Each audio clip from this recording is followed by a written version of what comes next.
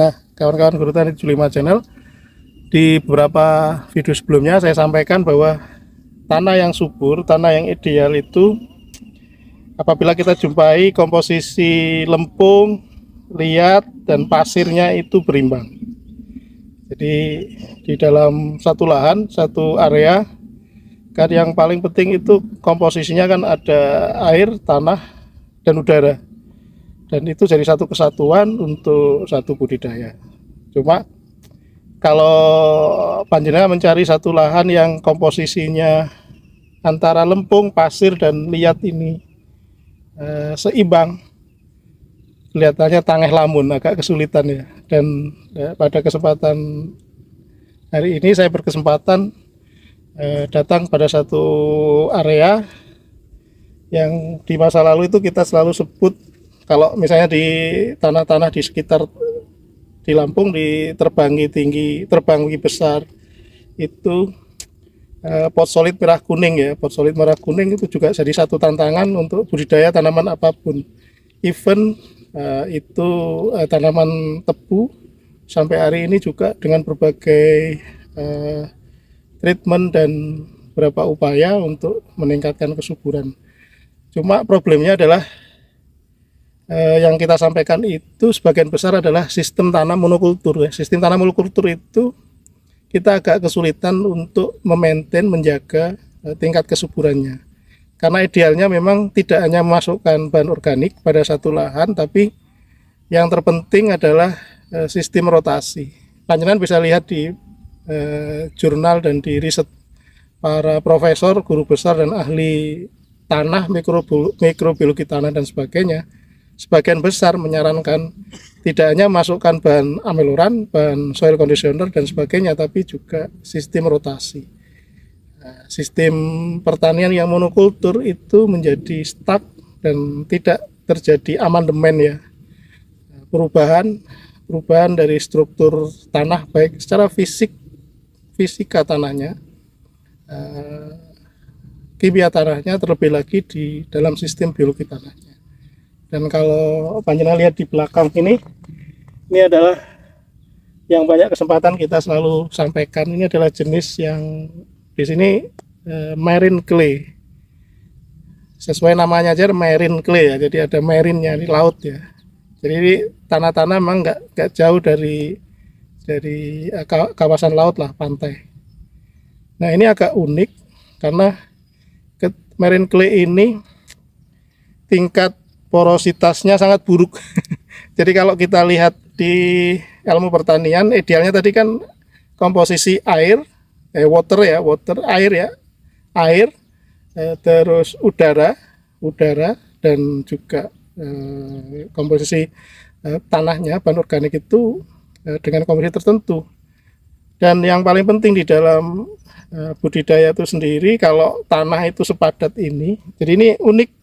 Ketika dia kondisi kering bener, dan ketika terima air ini jadi madat seperti ini, dan bisa panjenengan lihat nih jadi fisik ya, topografinya agak dekat ya. Nah, ini marine clay, dan tentunya selain kalau di tanaman tahunan, tanaman yang setahun ya, crop setahun, itu bisa seperti tebu, terus atau tanaman-tanaman pangan ya. Ini bisa kita treatment dengan perlakuan mekanisasi. Dan kalau untuk di tanaman HTI, di tanaman industri, kelihatannya juga habis panen dan tidak ada mekanisasi. Salah satu mekanisasi kalau di tebu kan bisa pakai disero, dicacah, terus di molpot plowing itu diolah tanahnya, dibikin remah. Tujuannya adalah supaya ada porositas. Nah ini padat banget bro, ini padat sekali. Dan pada kesempatan ini juga kita nanti coba, memang hanya di daerah-daerah di lingkar tajuk tanaman yang mau kita tanam itu aja yang kita hadirkan bahan organik. Kalau kita mau menghadirkan bahan organik kompos, pupuk kandang dan sebagainya di area yang seluas ini ya kita akan kesulitan. Dan tujuannya apa ya? Tujuannya ini untuk break up ya. So break up clay, membongkar claynya dengan satu bahan bisa ameloran. Kalau di beberapa diskusi sebelumnya saya sampaikan ada 3 bahan yang mungkin itu bisa jadi satu pilihan. Satu adalah silika yang berikatan dari silikat ya, SiO4 ya, silikat. Silikat ini juga sebagai bahan ameloran meskipun di Indonesia tidak terlalu familiar karena ini langka dan relatif mahal. Yang kedua bisa panjenengan gunakan adalah Ca2SO4 kalsium sulfat, unsur kalsium yang dia berikatan dengan sulfat. Dan pada beberapa pengalaman saya pribadi dan di beberapa riset yang saya ikuti, ada satu pilihan bahan yang itu cukup menarik yang namanya adalah asam humat. Asam humat ini sendiri kalau kita di teori kesuburan tanah itu ada zat humat dan non humat, dan zat humat ini zat kesuburan tanah ini masuk kategori di sini ada asam humat, humin dan asam sulfat. Nah, untuk sebagai soil amandemen dan soil conditioner tanah sebagian besar di jurnal dan juga saya sudah terapkan juga di beberapa tanaman. Jadi bentuknya seperti ini nih. Ini produk dari Amerika, Anderson Humidity. Ini adalah humin yang fungsi utamanya adalah meningkatkan KTK, kapasitas core cation. Ini adalah kalau kita melakukan analisa nilai KTK itu sangat berpengaruh terhadap sebagai indikator lah, sebagai indikasi bahwa tanah itu subur atau tidak.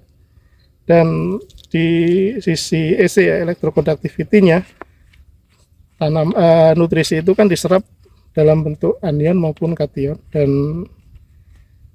ini mempercepat proses dekomposisi bahan-bahan yang dicampur dengan asam humat Anderson Humidity ini menjadi bentuk tersedia.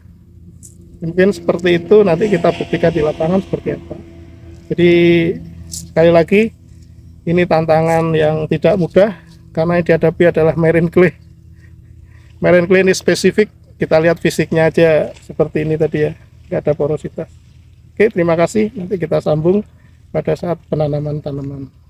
Assalamualaikum warahmatullahi wabarakatuh.